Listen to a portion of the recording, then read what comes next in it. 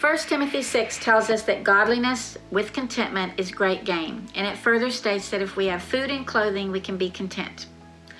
So let's unpack these statements. The verses prior to stating this about having great gain, being content with godliness, talks about people that are conceited and understand nothing.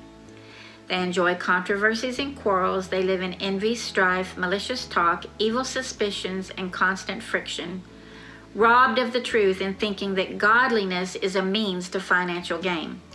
What a description of discontent, always arguing and living in envy. Malicious talk includes gossip, and then the kicker, thinking that godliness is a means to financial gain. If you've gone to church any length of time, you've been sure to encounter some sort of teaching about how that giving, living a righteous life, obeying God's word, one can expect to prosper, with the definition of prosper meaning to gain wealth. We all know plenty of people that don't give God a second glance, and yet they have great financial gain. And we all know many missionaries or people that have given their all and serve, and yet they have very little in the way of finances. And yet we still dare to tell people and even entice them to give and serve with the hopes and the promise that they'll be wealthy. Wealth is a loaded word, so let's read further. We then read that contentment coupled with godliness is the great gain, the gold, the wealth, if you will. And then we are reminded of something. We came into the world with nothing, and we will leave with nothing. So if we are fed and have clothing, we can be content. And there's a word of warning that tells us if we want to get rich, we often fall into temptation and foolish desires that plunge us into ruin. Loving money is the root of all evil, namely discontent, and it causes many griefs. From the time our kids are little, they start noticing what other people have and that they don't when they visit homes of neighbors. Maybe that kid has a TV in her room, or he has his own room and your kids have to share. Moms and dads look around with envy as well, and this spurs them to work harder, longer hours, go into debt, so they can rise in status with the masses. And if that's the way we're raised, and that's the example we set for our kids, that more is better, and to have more means great wealth, then we raise a set of discontented kids in a discontented family.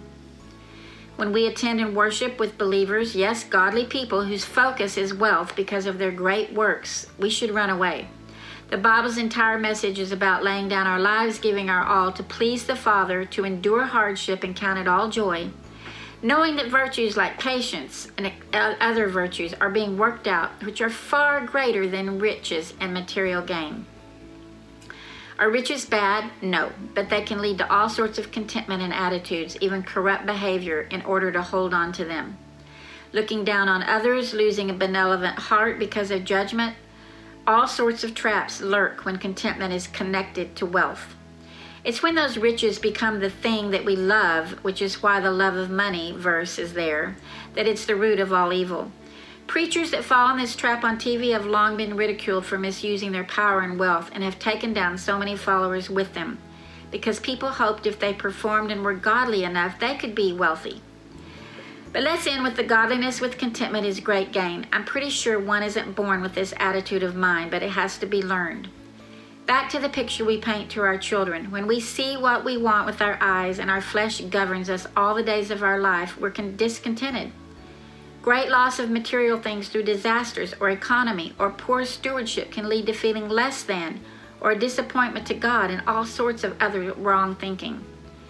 Giving generously to causes and sitting back and patting ourselves on the back leads to arguing with others and stirring up strife because we're so good and they aren't. Leads to division and far away from loving God with all our heart and soul. So it's where the love lies. That's the question. Does our love, what we devote ourselves to, totally revolve around gain and wealth and status? Or does our love look to place others above ourselves in acts of kindness and worship to God and laying down our lives at His feet? He taught us how to wash feet and hang with the outcast and love without condition. I think it's a good practice to stop and consider contentment in this context of wealth.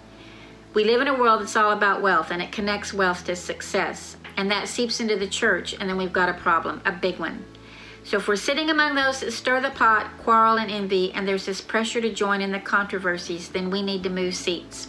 We need to realize where the great gain is, and that's in being content to realize what great wealth is.